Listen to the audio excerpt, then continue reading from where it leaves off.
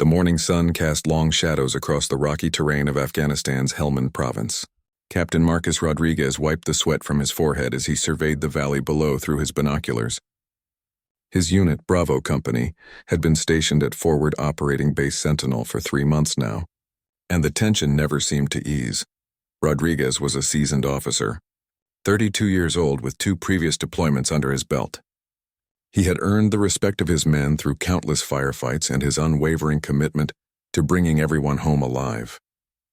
His dark eyes held the weight of responsibility that came with leading 68 soldiers in one of the most dangerous regions of the world. The intelligence reports had been troubling for weeks.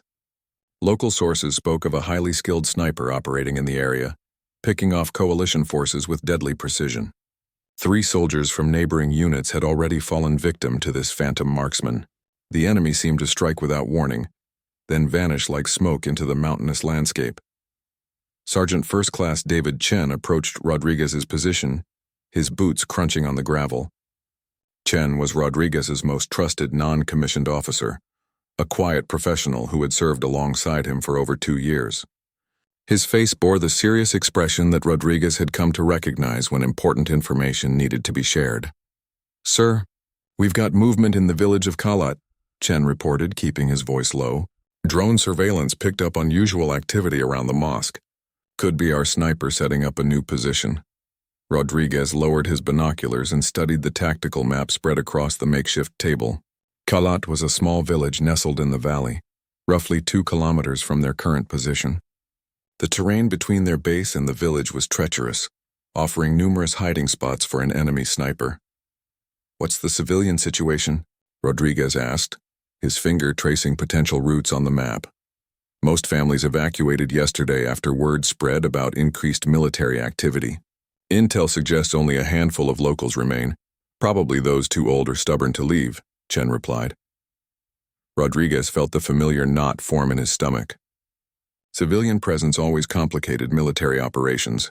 The rules of engagement were clear, but in the chaos of combat, split-second decisions could mean the difference between life and death for both his soldiers and innocent bystanders. The radio crackled to life, interrupting his thoughts. "Bravo 6, this is Overwatch.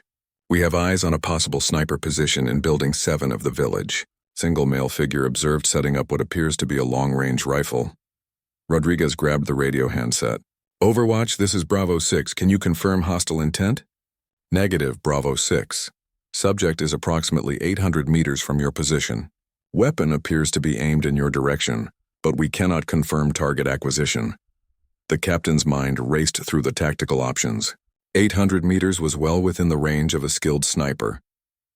If this was indeed the enemy marksman they had been hunting, waiting could cost lives.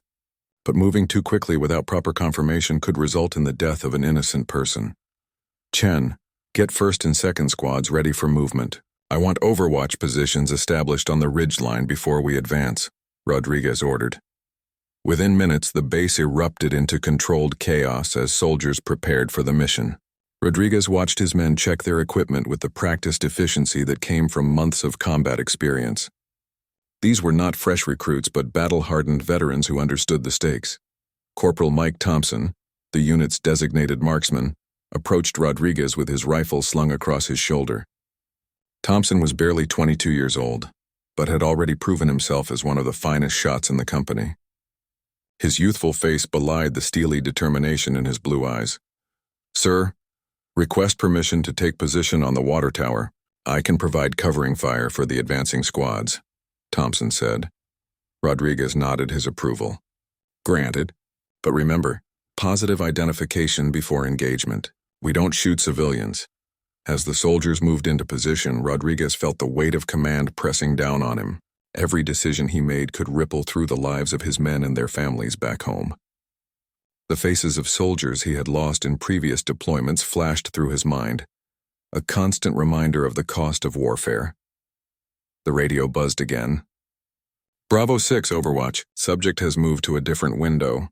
We're losing visual intermittently due to building structure." Rodriguez cursed under his breath. A mobile sniper was exponentially more dangerous than a stationary one. The enemy could be repositioning for a better shot or preparing to disappear entirely. All units, this is Bravo 6. We are moving to contact. Stay alert and maintain communication, Rodriguez transmitted to his scattered squads. The first squad began their advance down the rocky slope toward the village. Rodriguez watched through his binoculars as his soldiers moved with tactical precision, using whatever cover the terrain provided. The silence was oppressive, broken only by the distant call of a hawk circling overhead. Suddenly, the crack of a rifle shot echoed across the valley. Rodriguez's heart jumped as he saw one of his soldiers dive for cover behind a boulder. The shot had come from the village, confirming their worst fears. Contact. Contact! Sniper in the village! Came the urgent radio transmission from the lead squad. Rodriguez felt adrenaline surge through his system as he coordinated his unit's response. This was the moment they had been preparing for, but the reality of combat never matched the planning sessions. In the heat of battle, everything changed, and the lives of his men hung in the balance. The phantom sniper had finally revealed himself, but now the real challenge began. Rodriguez had to outthink and outmaneuver an enemy who knew the terrain intimately and had already proven capable of deadly precision. The chess match between hunter and hunted was about to begin in earnest. As another shot rang out, Rodriguez grabbed his rifle and prepared to lead his men into what could be the most dangerous engagement of their deployment. The morning sun climbed higher, promising a day that would test everything they had learned about warfare, courage, and the bonds between soldiers who depend on each other for survival. The second rifle shot shattered the morning stillness, sending Private First Class Martinez scrambling behind a concrete barrier. Rodriguez could see the young soldier's face, pale with the realization that death had just missed him by inches. The bullet had struck the ground where Martinez had been standing moments before, kicking up a small cloud of dust that hung in the air like a ghostly reminder of mortality. Sniper, 11 o'clock, second floor window. Corporal Thompson's voice crackled through the radio from his elevated position on the water tower. His trained eye had caught the muzzle flash that revealed the enemy's location. Rodriguez coordinated the response with swift precision. Second squad, flank left and establish a base of fire. First squad, maintain current position and keep that building under observation. Nobody moves without my order. The soldiers responded immediately, their training taking over despite the fear that each man carried in his chest. Rodriguez had seen this transformation countless times before. Ordinary young men becoming a coordinated fighting force when their lives and the lives of their brothers depended on it. Through his binoculars, Rodriguez studied the building where the sniper had taken position. It was a two-story structure made of mud brick and concrete, typical of Afghan construction. Multiple windows provided excellent fields of fire, making it a natural fortress for a skilled marksman. The enemy had chosen his position well. "Sir, we've got a problem." Sergeant Chen's voice came through the radio with obvious concern. "There's an old man in the courtyard behind the target building. He's just sitting there, seems unaware of what's happening." Rodriguez felt his jaw clench. Civilian casualties were not just a tactical concern, but a moral burden that haunted soldiers long after they returned home. The rules of engagement were clear, but war rarely provided clear-cut situations. "Can we get the old man to safety?" Rodriguez asked. "Negative, sir. Any attempt to reach him would expose our people to sniper fire. He's directly in the line of potential engagement." The weight of command pressed heavier on Rodriguez's shoulders. Every second they delayed gave the sniper more time to relocate or target another soldier. But rushing forward could result in civilian casualties that would haunt his conscience forever. Another shot rang out, this time aimed at Thompson's position on the water tower. The bullet struck the metal structure with a sharp clang, sending vibrations through the entire tower. Thompson's voice came through the radio, steady despite the close call. "He's good, sir. Really good. That shot was within 6 inches of my position. This guy knows what he's doing." Rodriguez had encountered skilled enemy snipers before, but something about this situation felt different. The precision of the shots, the tactical positioning, even the timing of the engagements suggested they were dealing with a professional, possibly someone with formal military training. "Overwatch, this is Bravo 6. Do we have any additional intelligence on this sniper? Training background? Country of origin? Anything that might help us predict his next move?" Bravo 6, Overwatch. "Intelligence suggests this individual may be a foreign fighter, possibly with formal military training. Previous engagements indicate advanced knowledge of NATO tactics and equipment." The information confirmed Rodriguez's suspicions, but provided little comfort. Fighting against local insurgents was challenging enough. but foreign fighters often brought superior training and equipment to the battlefield. First squad leader, what's your assessment of the civilian situation? Rodriguez transmitted. Sir, the old man appears to be deaf or in shock. He's not responding to the gunfire and hasn't moved from his position. There's also movement in the building next to the target. Could be more civilians or additional enemy fighters. Rodriguez closed his eyes for a moment, processing the tactical situation. Multiple unknown factors, civilian presence and a highly skilled enemy sniper created a complex puzzle that required careful solution. One wrong move could result in catastrophic consequences. Thompson, can you get a clear shot on the sniper position? Negative, sir. He's using the window frame as concealment and only exposes minimal target area when firing. I'd need him to expose more of himself to guarantee a hit. The stalemate stretched on as both sides waited for the other to make a mistake. Rodriguez knew that time generally favored the defender, especially when that defender was a skilled sniper in a prepared position. The enemy could wait for hours, picking off anyone who exposed themselves, while Rodriguez's men were vulnerable in their current positions. Sir, we could call in artillery or air support, suggested Sergeant Chen over the radio. Rodriguez considered the option. Heavy weapons would quickly neutralize the sniper threat, but the presence of civilians made such measures unthinkable. The old man in the courtyard was still visible, sitting motionless as if unaware that a deadly battle was unfolding around him. Negative on heavy weapons, too much risk of civilian casualties. A fourth shot cracked across the valley, this time targeting Sergeant Foster's position near a rocky outcropping. The bullet struck so close that rock fragments peppered Foster's helmet. The message was clear. The sniper could hit any of them whenever he chose. This guy's playing with us. Foster's voice carried a mixture of fear and anger. He could have killed me but chose to send a warning instead. Rodriguez realized that Foster was right.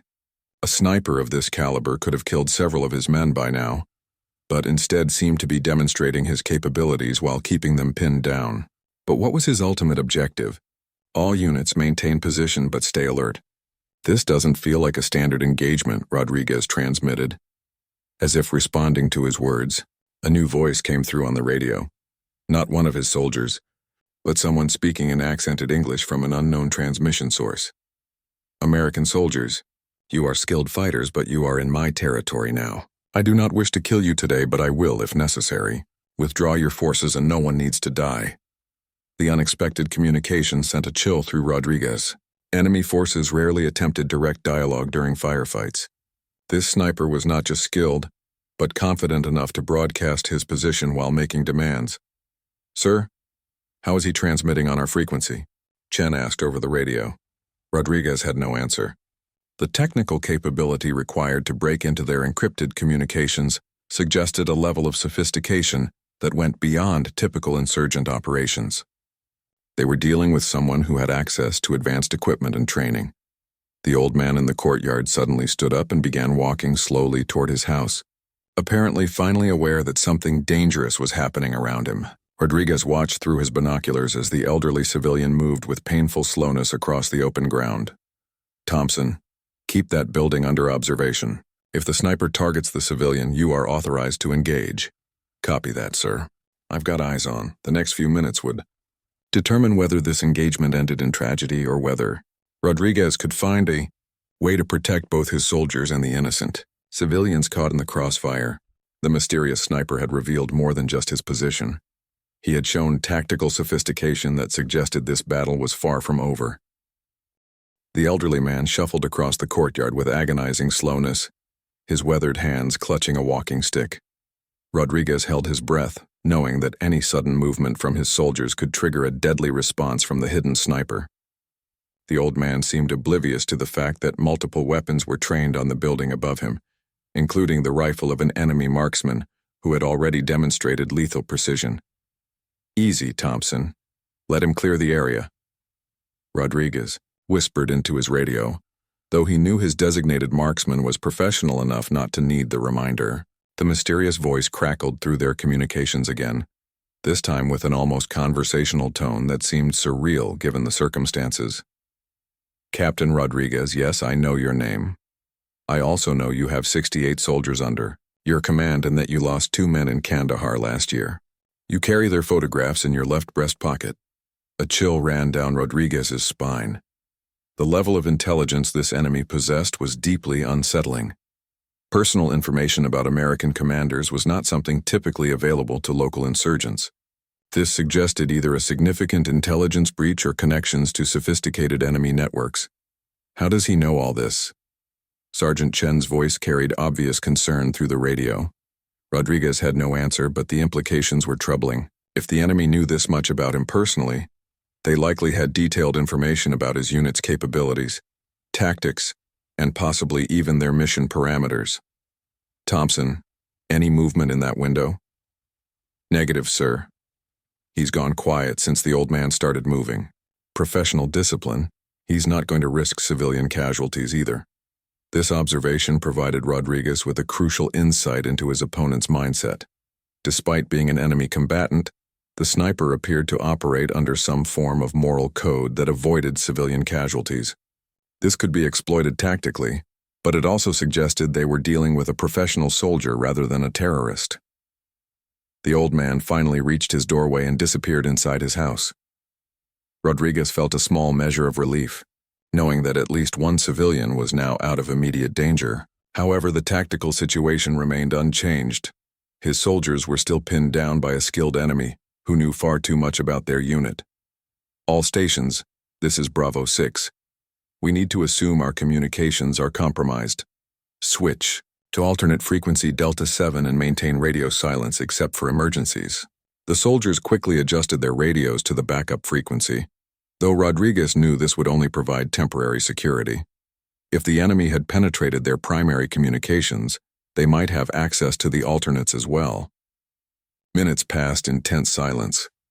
Rodriguez used the time to study the tactical situation more carefully. The sniper's building provided excellent fields of fire, but it also limited his escape routes. If they could coordinate a proper assault, they might be able to trap him. However, any such operation would require exposing multiple soldiers to accurate rifle fire. A new sound reached Rodriguez's ears, the distant rumble of vehicles approaching from the north. Through his binoculars, he could see a small convoy of Afghan National Army trucks moving along the valley road. The timing seemed too coincidental to be random. "Sir, those ANA vehicles are heading straight for the village," observed Corporal Martinez, who had recovered from his earlier close call and was now monitoring the northern approach. Rodriguez felt another piece of the puzzle click into place. The sniper had not been randomly hunting American soldiers. This entire engagement might be a setup designed to draw his unit into a specific location at a predetermined time. The arrival of Afghan forces could be part of a larger operation. "Thompson, can you see the ANA convoy from your position?" "Affirmative, sir. 3 vehicles, approximately 12 soldiers. They're dismounting about 400 meters from the village." The situation was becoming more complex by the minute. Rodriguez had to consider whether the Afghan soldiers were allies responding to the firefight or potentially hostile forces coordinating with the sniper. In a theater where trust was always fragile, such distinctions could mean the difference between life and death. The mysterious voice returned to their communications, this time on the new frequency they had just switched to. "Captain, your new friends are not what they appear to be. I suggest you watch them very carefully." Rodriguez's blood ran cold. If the enemy could access their backup communications that quickly, it meant they were dealing with sophisticated electronic warfare capabilities. More importantly, the warning about the Afghan soldiers suggested a complex web of allegiances that went beyond simple insurgent activity. "Sir, the ANA soldiers are spreading out in a tactical formation. This doesn't look like a routine patrol," reported Sergeant Foster from his observation position. Through his binoculars, Rodriguez could see that Foster was correct. The Afghan soldiers were moving with purpose and coordination that suggested advanced planning. Their positions would effectively surround his unit's current location, cutting off potential escape routes. "Chen, get second squad ready to move. We may need to extract rapidly." "Copy that, sir. Where do you want us to go?" Rodriguez studied his tactical map, looking for options that didn't expose his men to crossfire between multiple enemy positions. The terrain offered limited cover and any movement would be visible to the sniper who still held the high ground. "Thompson, I need continuous observation on both the sniper building and those ANA soldiers. Something's not right about this whole situation. Roger, sir. Wait, I've got movement in the sniper's window. He's repositioning his weapon. Rodriguez felt his stomach tighten. If the sniper was preparing to shoot again, it might signal the beginning of a coordinated attack involving the suspicious Afghan soldiers. His men would be caught in a crossfire with limited options for cover or withdrawal. All units prepare for immediate contact. Stay low and watch for targets from multiple directions. The next few seconds stretched like hours as Rodriguez waited for the situation to develop. The sniper's rifle appeared briefly in the window, but instead of aiming at American positions, it seemed to be tracking the movement of the Afghan soldiers approaching the village. Sir, this is really strange. Thompson's voice carried confusion. The sniper's not aiming at us anymore. His rifle is pointed toward the ANA convoy. Rodriguez lowered his binoculars and tried to process this unexpected development. If the sniper was now targeting the Afghan soldiers instead of American forces, it suggested a completely different tactical scenario than what he had initially assumed. The sound of automatic weapons fire suddenly erupted from the direction of the convoy. But these shots were not coming from the sniper's position. They were coming from the Afghan soldiers themselves, and they were aimed directly at the village, where Rodriguez knew innocent civilians might still be hiding. What the hell is going on? Muttered Sergeant Chen over the radio. Rodriguez was beginning to understand that nothing about this engagement was what it had initially appeared to be. The mysterious sniper, the compromised communications, and now, apparently hostile Afghan forces suggested a scenario far more complex than a simple insurgent attack. The realization hit him like a physical blow. His unit might have walked into the middle of a completely different conflict, one where the traditional concepts of friend and enemy no longer applied in any clear way. The automatic weapons fire from the Afghan soldiers intensified, raking the village buildings with sustained bursts that sent chunks of concrete and debris flying through the air. Rodriguez watched in horror as bullets struck the house where the elderly man had taken shelter just minutes before. These were not warning shots or tactical suppression fire. This was deliberate targeting of civilian structures. Thompson, what's your assessment? Are those really ANA soldiers? Sir, something's definitely wrong. Their uniforms look right, but their tactics are all wrong. ANA doesn't operate like this, and they're not following any rules of engagement I've ever seen. Rodriguez felt a sick realization forming in his mind. The uniforms might be authentic, but the soldiers wearing them could be insurgents who had either stolen the equipment or infiltrated the Afghan National Army. Such infiltration was not uncommon, but witnessing it firsthand in the middle of a firefight created a nightmare scenario. The mysterious sniper's voice came through their radio again, this time with obvious urgency. Captain, those are not your allies. They are here to eliminate witnesses to something that happened in this village 3 days ago. You and your men are now targets. What witnesses? What happened 3 days ago? Rodriguez transmitted back, knowing that communicating with the enemy violated protocol, but desperate for information that might keep his soldiers alive. There was a massacre in this village. Innocent families were killed by men wearing Afghan army uniforms. The old man you saw is the only survivor. They have come back to finish the job and eliminate anyone who might have seen what they did.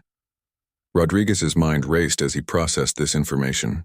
If the sniper was telling the truth, his unit had stumbled into the aftermath of a war crime, and the perpetrators were now trying to cover their tracks by eliminating all witnesses, including American soldiers who might report what they had observed. Sir, how do we know this guy is telling the truth? Sergeant Chen's voice carried skepticism mixed with concern. Before Rodriguez could respond, the answer came in the form of rifle fire from the fake Afghan soldiers that began targeting his unit's positions. Bullets whined overhead and struck the rocks around them, confirming that they were now considered hostile targets. All units, we are taking fire from the ANA convoy. This is not friendly fire. Treat them as hostiles. The tactical situation had transformed completely. Instead of hunting a single sniper, Rodriguez's unit was now caught between potentially hostile forces on two sides. The original sniper remained in his building, while the fake Afghan soldiers were advancing from the north with superior numbers and heavy weapons. Thompson, I need you to provide covering fire for 2nd Squad's movement to the ridgeline. We need better defensive positions. Sir, which targets do you want me to engage? The sniper or the fake ANA? Rodriguez realized he was facing an impossible decision. Engaging the fake Afghan soldiers would provide immediate tactical relief for his unit, but it would also mean opening fire on personnel wearing Allied uniforms. Such actions could have serious political and military consequences, even if justified by circumstances. Prioritize immediate threats to our personnel. If someone's shooting at us, you're authorized to return fire regardless of uniform. Thompson's rifle cracked from the water tower, and Rodriguez saw one of the advancing soldiers spin and fall. The shot had been clean and professional, but Rodriguez knew that paperwork and investigations would follow if any of his men survived this engagement. The mysterious sniper's voice returned, this time with what sounded like approval. "Good shot, Thompson. That man killed 6 children in this village 3 days ago." Rodriguez felt a chill at hearing his soldier's name spoken by the enemy. The level of surveillance and intelligence gathering demonstrated by this unknown sniper suggested capabilities far beyond typical insurgent operations. "Sir, we need to move," urged Sergeant Chen. "We're going to be surrounded if we stay here much longer." Rodriguez studied the terrain through his binoculars, looking for a route that would allow his unit to withdraw while maintaining some tactical advantage. The rocky ridgeline to the east offered better defensive positions, but reaching it would require crossing several hundred meters of open ground under fire. "First squad, prepare smoke grenades. We're going to bound by teams to the ridgeline. Second squad provides covering fire, then follows." As his soldiers prepared for the dangerous movement, Rodriguez found himself in the surreal position of receiving tactical advice from the same sniper who had been hunting them minutes earlier. "Captain, there is a ravine approximately 50 meters to your southeast. It provides concealed movement to the ridgeline. The fake soldiers do not know about it." Rodriguez hesitated for a moment before responding. Accepting help from an enemy combatant violated every principle of military engagement he had been taught. However, the alternative might be the death of soldiers under his command. "Why are you helping us?" "Because we have a common enemy now. Those men killed innocent people, including women and children. That makes them my enemy as well as yours." Rodriguez made a decision that would haunt him for years to come. "Thompson, can you see the ravine he's talking about?" "Affirmative, sir. It's there, and it does provide concealment from the fake ANA positions. But we'd be exposed to the sniper building during movement." "Understood. Maintain overwatch on the sniper position while first squad moves." Rodriguez gave the signal, and his soldiers began their tactical movement toward the ravine. The first few soldiers made it safely, but as Private Martinez crossed a small clearing, a shot rang out from the advancing enemy soldiers. Martinez stumbled and fell, clutching his shoulder. Rodriguez could see blood seeping through the soldier's uniform, but the young man was still conscious and trying to crawl toward cover. "Man down. Martinez is hit." Without thinking, Rodriguez broke from his covered position and began running toward his wounded soldier. It was exactly the kind of impulsive action that got commanders killed. But Rodriguez couldn't watch one of his men bleed out in the open. As he ran across the exposed ground, Rodriguez heard the crack of a rifle shot from the sniper building. His first thought was that he was about to die, but instead he heard a scream from one of the fake Afghan soldiers who had been aiming at Martinez. The mysterious sniper had shot one of the enemy soldiers to protect the wounded American. Rodriguez reached Martinez and began dragging him toward the ravine while bullets from the remaining enemy soldiers whined overhead. His lungs burned from exertion and adrenaline as he struggled to move his wounded soldier to safety. "Thompson, keep those bastards off us." Thompson's rifle spoke repeatedly from the water tower, each shot carefully aimed at the advancing enemy. Rodriguez could hear the distinctive sound of the mysterious sniper also engaging targets, creating a brief window of covering fire. As Rodriguez pulled Martinez into the concealed ravine, he realized that the tactical situation had evolved into something unprecedented in his military experience. American soldiers and an enemy sniper were now fighting side by side against a common enemy that wore the uniforms of supposed allies. The wounded Martinez looked up at his captain with pain-filled eyes. "Sir, what the hell is happening out there?" Rodriguez had no simple answer. Nothing in his military training had prepared him for a situation where the rules of engagement, unit identification, and chain of command had all become meaningless in the span of minutes. Rodriguez pressed his hands against Martinez's shoulder wound, trying to stem the bleeding while keeping his head down as bullets continued to fly overhead. The ravine provided good concealment, but it was also a potential trap if the enemy forces managed to flank their position. "Chen, get a medic down here now. Martinez needs immediate attention." Corporal James Mitchell, the unit's medic, slid down into the ravine with his medical kit bouncing against his back. Mitchell was only 24 years old but had saved more lives than Rodriguez could count during their deployment. His calm demeanor under fire had earned him the nickname Doc from soldiers who trusted him with their lives. "Let me take a look." "Sir," Mitchell said as he knelt beside Martinez and began cutting away the bloody uniform fabric. Rodriguez moved aside to let the medic work while maintaining radio contact with his scattered unit. "All stations report status and positions. Second squad in position on the ridge line, taking intermittent fire from the fake ANA," reported Sergeant Foster. "First squad securing the ravine. 2 wounded including Martinez," came Chen's reply. "Thompson maintaining overwatch. Currently engaging multiple targets." The young marksman's voice was steady despite the intensity of the firefight. The mysterious sniper's voice cut through their communications again. "Captain, you have approximately 10 minutes before reinforcements arrive. There is a truck approaching from the south with additional hostile personnel." Rodriguez felt his jaw clench. If more enemy forces were en route, his small unit would be completely outnumbered and surrounded. Their current positions might provide temporary cover, but they would not be sustainable against a larger force. "Doc, how's Martinez?" "Through and through, sir. Missed the major vessels, but he's lost some blood.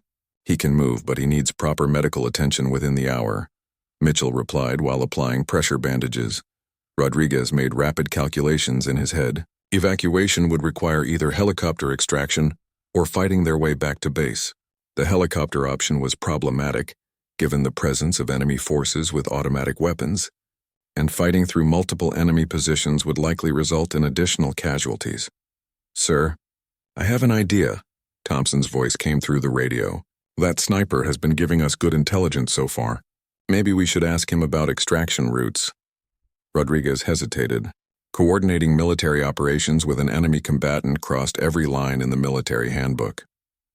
However, conventional tactics had already failed, and his soldiers' lives hung in the balance. "Unknown sniper, this is Captain Rodriguez. Do you have information about safe extraction routes? There is a goat path on the eastern slope that leads to your forward operating base. It is not visible from the village and would avoid the incoming reinforcements. However, you would need to move immediately." Rodriguez studied his tactical map, trying to locate the path the sniper described. The eastern slope was steep and would be difficult terrain for carrying wounded, but it offered concealment and avoided the enemy positions. "Chen, can you see this goat path from your position?" "Negative, sir. Too much vegetation and terrain masking." The sound of approaching vehicles grew louder from the south. Rodriguez realized that regardless of the risks, staying in their current positions would be suicidal once additional enemy forces arrived. "All units, prepare for immediate extraction via the eastern slope. We move in 60 seconds. As his soldiers prepared to move, Rodriguez found himself faced with an extraordinary decision. The mysterious sniper had provided valuable intelligence and covering fire that had saved American lives. Military protocol demanded that he either capture or eliminate enemy combatants, but this situation defied all conventional classifications. "Unknown sniper, what are your intentions after we withdraw?" "I will remain to document what happened in this village. The world needs to know about the massacre that occurred here. Those responsible must be held accountable." Rodriguez realized that the sniper was essentially a witness to war crimes, possibly even a journalist or human rights investigator, rather than a traditional enemy combatant. The complex political and moral dimensions of the situation were beyond his pay grade, but the immediate tactical reality was clear. "Thompson, begin displacement to the rally point. Maintain overwatch during our movement." Thompson fired several more carefully aimed shots before beginning his descent from the water tower. His covering fire had been instrumental in keeping the enemy forces at bay, but now he needed to rejoin his unit for the dangerous extraction. Rodriguez helped Martinez to his feet, while Doc Mitchell gathered his medical equipment. The wounded soldier was pale but alert, and the bleeding had been controlled enough to allow movement. "Sir, I can make it," Martinez said through gritted teeth, though Rodriguez could see the pain in his eyes. The sound of automatic weapons fire erupted again as the enemy forces realized the Americans were preparing to move. Bullets struck the rocks around the ravine entrance, sending chips of stone flying through the air. "Move! Move, move!" Rodriguez shouted as his soldiers began bounding toward the eastern slope under covering fire from 2nd Squad. As they climbed the steep terrain, Rodriguez looked back toward the village one last time. He could see muzzle flashes from the building where the mysterious sniper continued to engage the enemy forces. Whoever this person was, they were buying precious time for the American withdrawal with their own life at risk. "Sir, we've got movement on the southern road," reported Sergeant Foster. "Looks like a technical with a mounted machine gun." Rodriguez felt his heart sink. A vehicle-mounted heavy machine gun could sweep the entire hillside, making their extraction route a killing field. His soldiers would be exposed on the open slope with nowhere to hide. The crack of a high-powered rifle echoed across the valley, followed immediately by the sound of an explosion. Rodriguez turned to see the approaching technical engulfed in flames, its machine gun silenced permanently. "Did Thompson make that shot?" asked Chen in amazement. "Negative, that came from the village. Our mysterious friend just took out their heavy weapons." Rodriguez realized that the sniper had just eliminated the greatest threat to his unit's survival, using what must have been an explosive round or perfectly placed shot to detonate the vehicle's fuel tank or ammunition. As his soldiers continued their climb toward safety, Rodriguez found himself in the unprecedented position of owing his unit's survival to an enemy combatant whose identity and motivations remained completely unknown. The extraction was far from over, but the mysterious sniper had given them a fighting chance to reach their base alive. Rodriguez knew that he would spend the rest of his career trying to understand what had really happened in that village and why a skilled enemy marksman had chosen to save American lives instead of taking them. The morning sun was now high overhead, casting harsh shadows across the rocky terrain as Rodriguez's unit continued their dangerous ascent. The goat path the sniper had described was barely visible, winding between boulders and scrub vegetation that provided minimal cover from observation or fire. "Sir, how much further?" gasped Martinez, his face pale from blood loss and exertion. Rodriguez checked his GPS and tactical map. They had covered roughly half the distance to their base, but the terrain ahead looked even more challenging. The path narrowed significantly as it approached a ridgeline that would expose them to observation from multiple directions. "Another click and a half, Martinez. Stay with us." The sound of gunfire from the village had diminished to sporadic shots, suggesting that either the mysterious sniper had withdrawn or the enemy forces had decided to regroup. Rodriguez hoped it was the former, as he had developed an unexpected respect for the unknown marksman who had saved his soldiers' lives. "All units, hold position," Rodriguez ordered as they reached a small plateau that offered temporary concealment. He used the pause to assess his unit's condition. Martinez was functioning but clearly struggling with his wound. Thompson had rejoined the group after his successful withdrawal from the water tower, and the rest of his soldiers showed the strain of combat but remained mission-capable. "Chen, what's our communication status with base?" "Intermittent contact, sir. The terrain is interfering with our radios, but I managed to get a brief message through about our situation." Rodriguez nodded grimly. If base command was aware of their engagement, reinforcements might already be en route. However, relief forces would face the same dangers his unit had encountered, and additional casualties were the last thing anyone wanted. The distinctive crack of a high-powered rifle echoed from the direction they had come, followed by the sound of return fire from multiple automatic weapons. The battle in the village was apparently not over, and the mysterious sniper was still engaged with the enemy forces. "Sir, should we continue moving or wait for extraction?" asked Thompson. Rodriguez weighed the options carefully. Continuing their movement would get them closer to safety, but would also expose them on increasingly difficult terrain. Waiting for helicopter extraction would be faster, but would require the aircraft to operate in a hostile environment with enemy forces nearby. "We keep moving. I don't want to risk a helicopter crew until we know the threat situation is contained." As his soldiers prepared to resume their march, Rodriguez's radio crackled with an incoming transmission on their original frequency. The voice was familiar. It was the mysterious sniper. "Captain Rodriguez, be advised that enemy reinforcements have arrived in the village. approximately 20 additional personnel with heavy weapons. Your extraction route remains clear, but you should move quickly. Rodriguez felt a mix of gratitude and confusion. The enemy combatant was continuing to provide tactical intelligence. That could save American lives, but his motivations remained completely unclear. Why are you still helping us? Because the truth must survive. Someone needs to tell the world what happened in this village. Your survival ensures that the story will be told. Rodriguez realized that the sniper saw him and his unit as witnesses to war crimes rather than simply enemy soldiers. The complex moral and political dimensions of the situation were staggering, but the immediate tactical reality remained paramount. All units, resume movement, double time to the ridgeline. His soldiers began climbing again, their boots slipping on loose rock and their breathing labored from the altitude and exertion. Rodriguez stayed close to Martinez, ready to assist if the wounded soldier faltered. As they approached the ridgeline, Thompson suddenly raised his hand in a halt signal. "Sir, I've got movement on the northern slope. Looks like a patrol, maybe 6 personnel." Rodriguez raised his binoculars and studied the distant figures. They appeared to be wearing Afghan National Army uniforms, but after the morning's events, he couldn't assume they were friendly forces. "Can you determine their intentions?" "Negative, sir. They're too far away and they haven't noticed us yet." Rodriguez faced another impossible decision. These could be legitimate Afghan forces responding to reports of combat in the area, or they could be additional hostile personnel hunting for his unit. Engaging them would create an international incident if they were friendly, but avoiding them might expose his soldiers to attack. "Thompson, maintain observation. Everyone else, prepare for potential contact."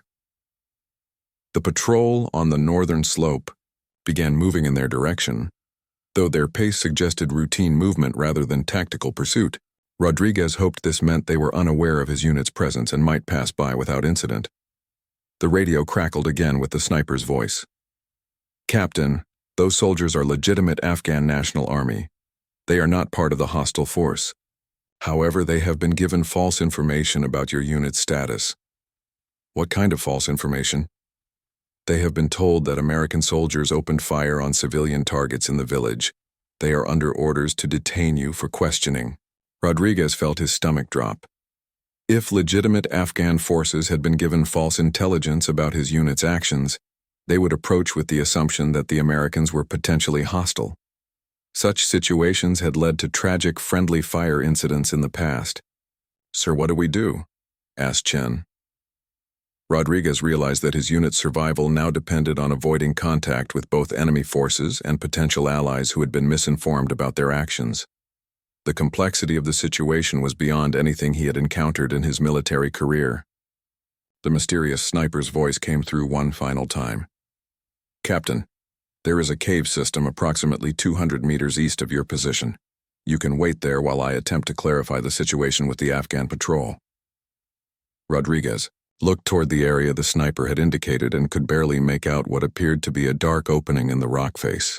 Using a cave for concealment violated several tactical principles, but conventional tactics had already proven inadequate for the current situation. Rodriguez made the decision that would define the rest of his military career. "All units, move to the cave system.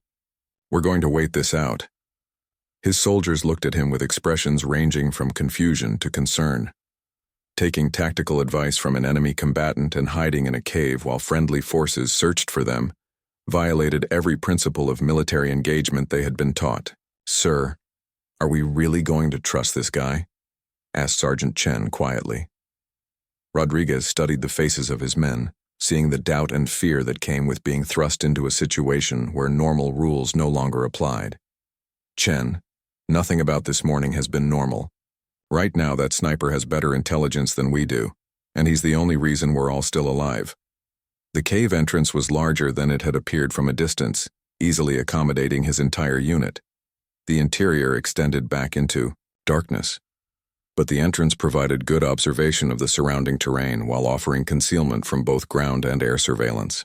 Rodriguez positioned his soldiers in defensive positions within the cave, while maintaining radio watch for communications from either their base or the mysterious sniper. Martinez's condition had stabilized, but Doc Mitchell continued to monitor his vital signs and fluid intake. "Thompson, what's the status on that Afghan patrol?" "They're still moving in our direction, sir, but slowly. Looks like they're conducting a standard search pattern, rather than responding to specific intelligence." Rodriguez hoped the sniper's assessment was correct about these being legitimate Afghan forces operating under false information. If they were additional hostile personnel, his unit would be trapped in the cave with limited escape routes. 20 minutes passed in tense silence before the radio crackled with the sniper's voice. "Captain, I have made contact with the Afghan patrol leader. His name is Lieutenant Ahmadi, and he is a legitimate officer. I have explained the situation regarding the false intelligence his unit received." "How did you make contact without being shot?" "I approached under a white flag and identified myself as a journalist documenting war crimes in the region. Lieutenant Ahmadi is a good man who was horrified to learn what really happened in the village." Rodriguez realized that the mysterious sniper had just revealed his true identity. If he was indeed a journalist rather than an enemy combatant, it explained his knowledge of military tactics, his access to communications equipment, and his motivation to document the massacre. "Are you saying you're not a hostile combatant?" "I am Marcus Webb, a freelance journalist from London. I have been investigating reports of war crimes in this region for the past 6 months. I witnessed the massacre in the village 3 days ago, and have been trying to gather evidence ever since." The revelation hit Rodriguez like a physical blow. His unit had spent the morning engaged in combat with someone who was neither enemy nor ally, but a civilian journalist trying to expose war crimes. The tactical complexity of the situation was matched only by its moral ambiguity. "Webb, why didn't you identify yourself immediately?" "Because I wasn't sure if your unit was connected to the massacre. American equipment was used in the killings and some of the perpetrators spoke English. I had to determine whether you were part of the cover-up or potential witnesses." Rodriguez felt sick as he processed the implications. War crimes committed using American equipment by personnel who spoke English suggested either stolen gear or, worse, involvement by American personnel. The political ramifications would be staggering if such allegations proved true. "Sir, the Afghan patrol is approaching our position," reported Thompson from his observation post near the cave entrance. Rodriguez made another crucial decision. "Thompson, put down your weapon and move away from the entrance. If these are legitimate Afghan forces, we're going to surrender ourselves for questioning." His soldiers looked at him in shock. Surrendering to foreign forces, even allied ones, was unprecedented, and could be considered dereliction of duty depending on the circumstances. "Sir, are you sure about this?" asked Chen. "Chen, we've witnessed something that goes beyond our mission parameters. If there's been a war crime committed using American equipment, we have a duty to ensure it's properly investigated, even if that means submitting to Afghan custody." The sound of approaching footsteps echoed outside the cave as the Afghan patrol drew near. Rodriguez could hear voices speaking in Dari, the local language, though he couldn't understand the words. "American soldiers, this is Lieutenant Ahmadi of the Afghan National Army. Please come out with your hands visible. We wish to speak with you about events in the village." Rodriguez took a deep breath and stepped toward the cave entrance, his hands raised above his head. "This is Captain Rodriguez, United States Army. We are coming out unarmed." As Rodriguez emerged from the cave, he found himself facing a young Afghan officer whose face showed a mixture of determination and uncertainty. Lieutenant Ahmadi was probably in his late 20s, with intelligent eyes that suggested he understood the complexity of the situation. "Captain Rodriguez, I have been speaking with Mr. Webb about what happened in the village. He has shown me evidence of crimes committed by people wearing Afghan uniforms, but he believes they were not legitimate army personnel." Rodriguez felt a moment of relief. If the Afghan officer had already been briefed by Webb, it meant the journalist's account was being taken seriously by local authorities.